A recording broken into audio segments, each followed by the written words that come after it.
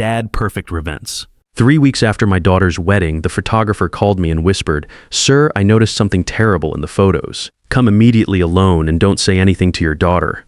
My name is Curtis Thompson. I'm 58 years old and I own 3 hardware stores across the Phoenix metro area. I just finished my morning coffee when that call came in. Tuesday morning quiet house, inventory reports spread across my kitchen table.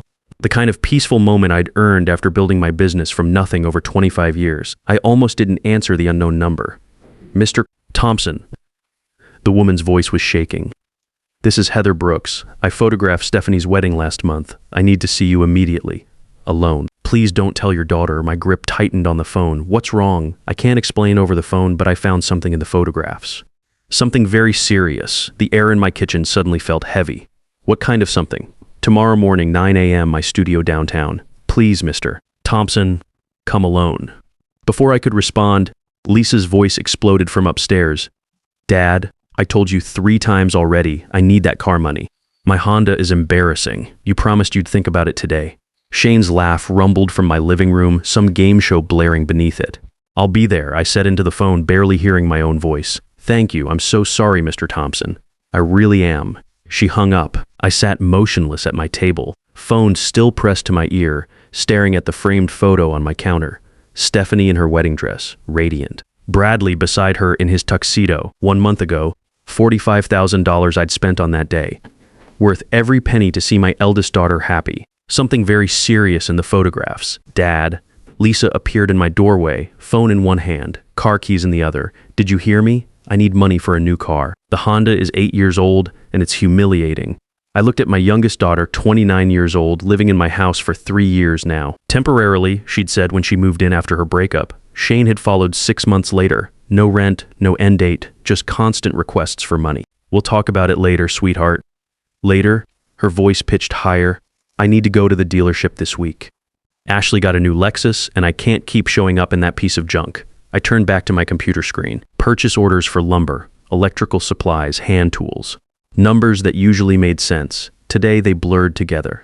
"Dad, are you listening?" "Later, Lisa." She huffed and disappeared. Her footsteps stomped up the stairs. A door slammed hard enough to rattle the windows. The day crawled forward like a wounded animal. I tried focusing on supplier invoices, quarterly projections, employee schedules for all 3 stores. My mind kept circling back to Heather's trembling voice. The wedding had been perfect, hadn't it? Stephanie had glowed walking down that aisle. Bradley had been attentive, charming with the guests. The ceremony at the Botanical Gardens, reception at that upscale resort overlooking Camelback Mountain. Everything elegant, tasteful, expensive. What could possibly be wrong with the photographs? Around noon, Shane wandered into my kitchen without knocking. Never knocked. Just walked in like he owned the place, like he'd been paying mortgage for 3 years instead of living here rent-free. "Hey, Curtis," he leaned against my doorframe. Arms crossed, 38 years old, no steady job, just occasional gigs playing guitar at dive bars. Living off Lisa's allowance, which meant living off me. "Lisa says you're being weird about the car thing." I didn't look up from my laptop. Sales reports from my Tempe location. Good numbers, but I couldn't focus. I said we'd discuss it later. "Yeah, but she's pretty set on it." "Maybe just give her the money, keep the peace."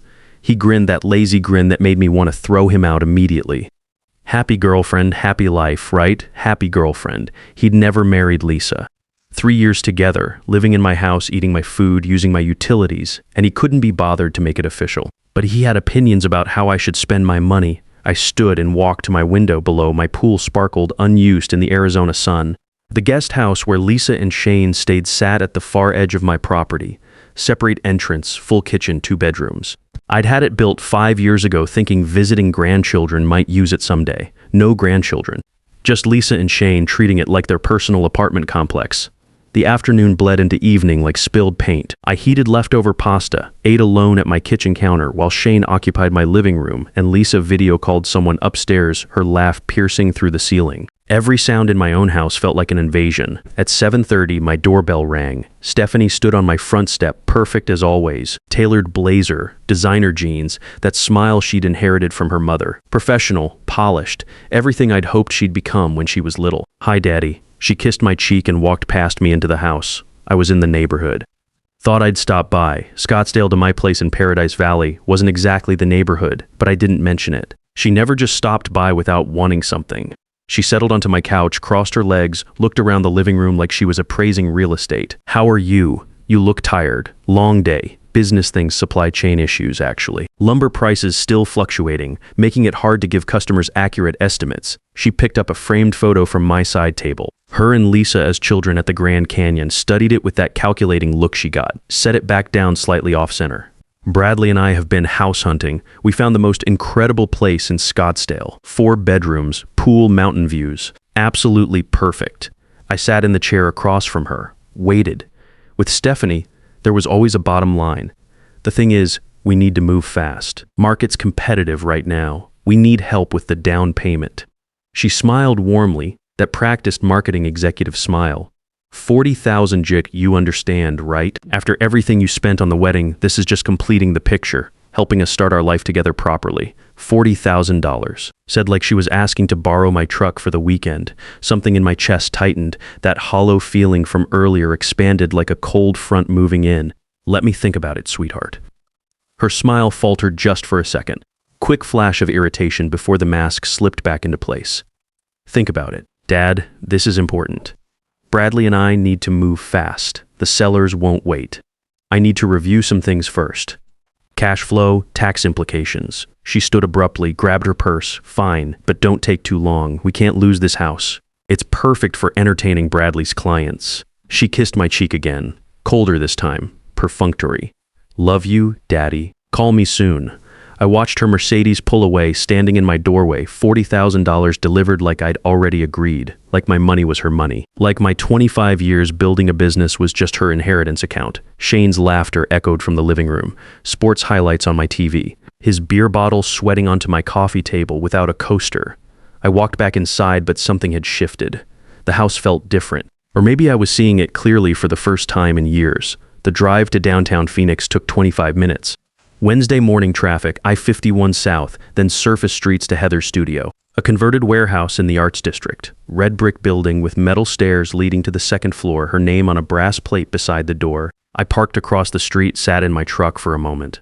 Whatever was inside that studio, whatever Heather had found, it would explain the hollow feeling I'd carried since the wedding. I knew it would. I just didn't want to know how. The studio smelled like coffee and printer ink. Professional photographs lined the walls. Weddings, families, corporate headshots, quinceañeras. The full spectrum of Phoenix life captured and framed. Heather met me at the door, younger than I'd remembered from the wedding day. Mid-40s, maybe. Nervous hands, apologetic eyes behind wire-rimmed glasses. "Mr. Thompson, thank you for coming." She locked the door behind me with a decisive click. "I have everything set up in the editing room." I followed her through the gallery space to a smaller room dominated by a large monitor and computer equipment. Weeding portfolios stacked on shelves. The window overlooked an alley where morning shadows stretched long and dark. "Can I get you coffee? Water? I'm fine." I wasn't fine. My palms were sweating. "Please just show me." She nodded and sat at her computer. I remained standing behind her chair, close enough to see the screen clearly. "Mr. Thompson, I almost didn't call you." I went back and forth for days. But if I were in your position, I'd want to know. Please understand, I didn't go looking for this. My throat tightened. "Show me." Her fingers moved across the keyboard with practiced efficiency, the monitor filled with images from Stephanie's wedding, the ceremony, my daughter walking down the aisle on my arm, Bradley waiting at the altar in his tuxedo, guests smiling, everything beautiful, everything perfect. "These are the standard shots," Heather said softly. "What you saw at the wedding, what everyone saw." She clicked to the next folder. 2 hours before the ceremony, I was at the venue early, testing exposures, calibrating equipment. There's a service terrace overlooking the main courtyard. I was shooting through a window, adjusting light settings for the reception photos. Another click, the image appeared on screen. My hands gripped the back of her chair until my knuckles went white. Bradley, my son-in-law, in his tuxedo, pressed against a woman with red hair, not my daughter. Kissing her, deep, passionate kiss, his hands tangled in her hair, her arms around his neck. Not a friendly embrace, not a goodbye to an old friend. Intimate, possessive, familiar. How long before the ceremony? My voice sounded far away, like someone else speaking. 2 hours before. The metadata is here. She pulled up technical data, numbers, timestamps, GPS coordinates. I was testing exposures through a service window. I captured this by accident, but it's real. And there are multiple shots. She clicked forward, different angles, same scene. Bradley and the red-haired woman locked together like they'd done this 1,000 times before. In one photo, the woman's hand was visible. Left hand pressed against Bradley's chest. Wedding ring, gold band with a diamond solitaire. She wasn't single. This wasn't some desperate last-minute fling. Do you know who she is? Heather shook her head. I don't recognize her from the guest list. I'm so sorry, Mr. Thompson. She pulled up another image. This one showed Bradley's face clearly. No confusion in his expression, no drunken stumble, no momentary lapse of judgment, just confidence, control. A man who knew exactly what he was doing. 2 hours before marrying my daughter, I straightened slowly. My knees felt weak. The room tilted slightly, then righted itself. Can you prove the timing? Absolutely. She opened another window, showed me digital fingerprints, file information, GPS coordinates matching the venue location, timestamps down to the second. This is forensic level evidence, Mr. Thompson. It would hold up in any court. She reached into her desk drawer and pulled out a small flash drive. Everything is here. All the photos, all the metadata, technical documentation. I made copies. I took the flash drive, closed my fist around it. Don't apologize. You did the right thing. The drive back to Paradise Valley passed in a blur. I gripped the steering wheel tight, stared at the road, but my mind was somewhere else entirely. Bradley Miller, investment banker, polished, articulate, successful. Everything I'd wanted for my daughter, kissing another woman 2 hours before their wedding. A married woman? Why marry Stephanie at all? The question circled my thoughts like a vulture. Why go through with a $45,000 ceremony? Why make those vows? Why smile in those photos? What was the point? Sleep was impossible. I sat in my home office past midnight, the flash drive on the desk beside my laptop. Every time I closed my eyes, I saw those photographs. Bradley's face, confident, not guilty. Confident, I opened my laptop and pulled up the wedding budget spreadsheet, $45,000 I'd spent. Venue, catering, photographer, flowers, band, everything Stephanie had wanted, but she'd insisted on one thing specifically, cash gifts. No registry, no toasters or china patterns. Dad, we're starting fresh, we need flexibility. Cash is more practical. I'd thought she was being mature, practical. Now I wondered what I'd actually paid for. I grabbed a legal pad and started writing numbers, dates, details that suddenly seemed wrong.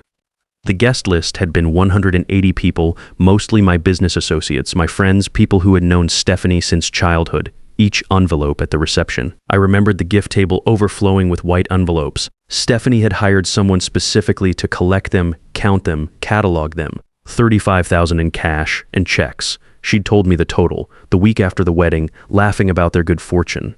Bradley and I are so blessed, Dad. Everyone was so generous. I wrote that number down, circled it. Then I remembered something else. My business partner from the Scottsdale store, Gary Patterson, had handed Bradley a check directly at the reception. Welcome to the family, son. Start your life right. I'd been standing there, $5,000. Gary was wealthy, generous to people he respected. Bradley had pocketed that check and smiled. Thank you, sir. We won't forget this. Why marry Stephanie at all? I stared at that question on my legal pad. If Bradley had another woman, a married woman, why go through with a $45,000 ceremony? Why smile in those photos? Why take those vows, unless the vows didn't matter, unless the money did? My stomach turned cold. At 7 a.m., I showered and dressed. Business casual, khakis polo shirt, left the house before Lisa woke up. Didn't want questions about where I was going so early. The bank opened at 9. I drove to the downtown Phoenix branch where I did my business banking. Professional territory, safe ground. The manager, Jennifer Williams, greeted me in her office. We'd worked together for 10 years. She handled my business accounts, knew my financial history. Mr. Thompson, what brings you in this morning? I wanted to verify a check I wrote. Wedding gift for my daughter, $15,000. Want to make sure it cleared properly. Jennifer pulled it up on her computer. Let me see. Yes, here it is. Joint account for Bradley and Stephanie Miller. Joint account, I said casually, like I was just making conversation. When did they open that? Jennifer scrolled through the account details. Looks like 6 months ago, February 15th. 6 months before the wedding, not years. Not when they got engaged 18 months ago. 6 months. They had opened a joint account specifically to receive wedding money. Planned it, coordinated it. They must have moved fast on wedding planning, I said, keeping my voice light. Young people these days, Jennifer smiled. Everything happens quickly now. Digital banking makes it so easy to set up accounts. I thanked her and left. In my truck, I sat with the engine running. February 15th. They had opened a joint account specifically to receive wedding money. This wasn't romance, this was logistics. I drove home through late morning traffic, mind churning. The house looked quiet when I pulled into the garage. Shane's car was there. Old Camry with a dented bumper he refused to fix. Always asking for money to repair it, never following through. I entered through the garage door to the kitchen, planned to go straight to my office, lock the door, figure out what to do next. Then I heard Lisa's voice from upstairs. "Yeah, Dad looks suspicious lately." Her voice carried down from the second floor landing. Phone conversation, volume too loud, the way she always talked. "I don't know, different somehow. But don't worry, Steph. Shane and I can stretch this another 6 months easy. By then he'll cave and buy us that condo just to get rid of us." I froze in the hallway, one foot on the bottom step.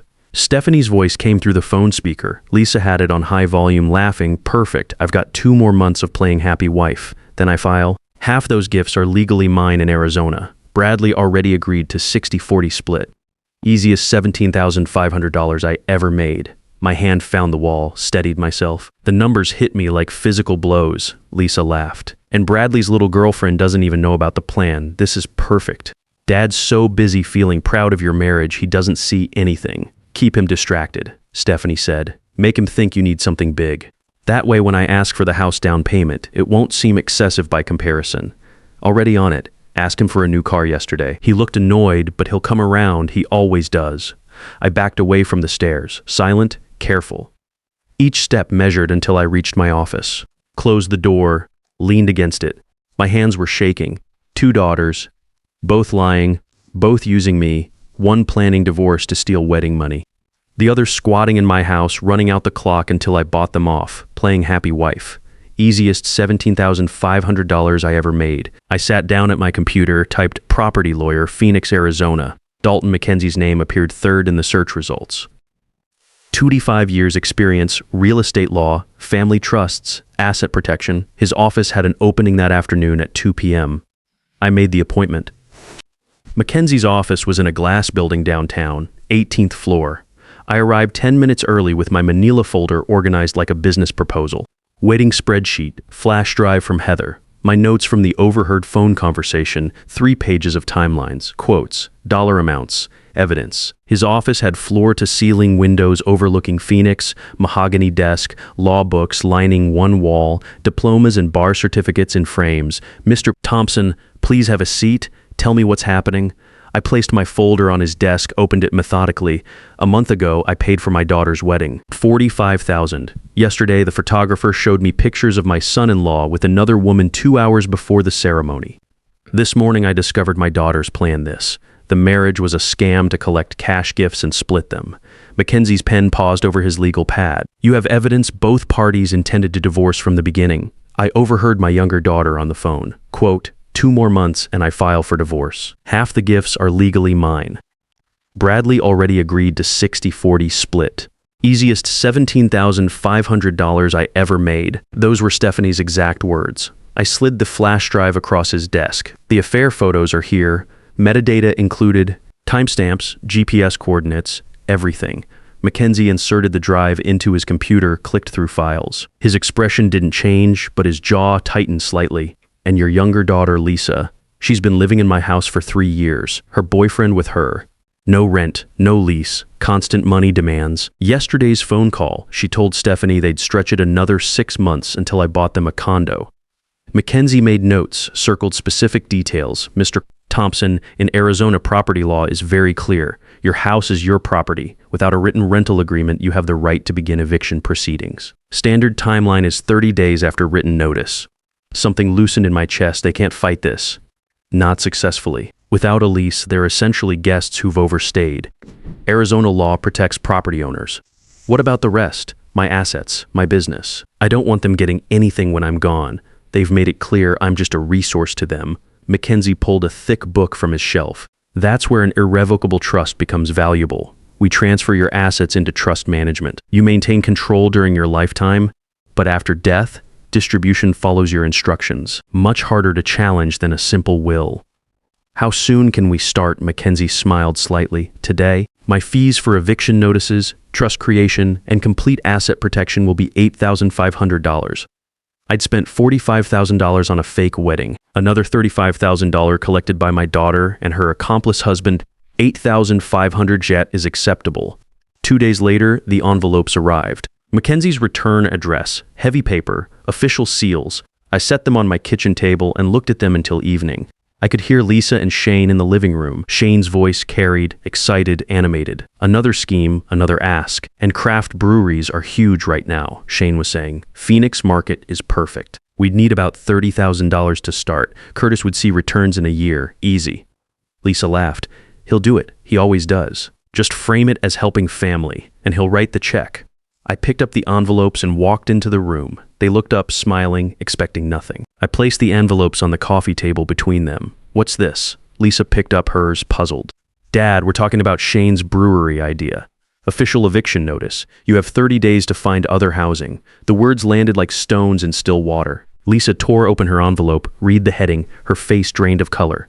Shane grabbed his, scanned it. Have you lost your mind? This is our home. This is my house. You can't just kick us out like we're strangers. Lisa's voice cracked. Dad, what are you doing? I'm your daughter. You haven't paid rent in 3 years. You see me as a wallet, time to grow up. Shane stepped toward me, fists clenched. Everyone will know what kind of father you are.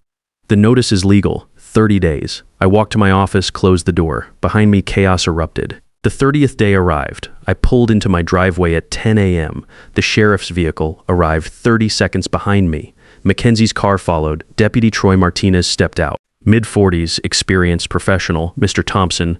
Let's get this done. We walked to my front door. I knocked, 3 firm knocks. Go away. You can't do this. Shane's voice muffled. Martinez stepped forward. Sir, this is Deputy Martinez with the Maricopa County Sheriff's Office. I'm here to enforce a legal eviction order.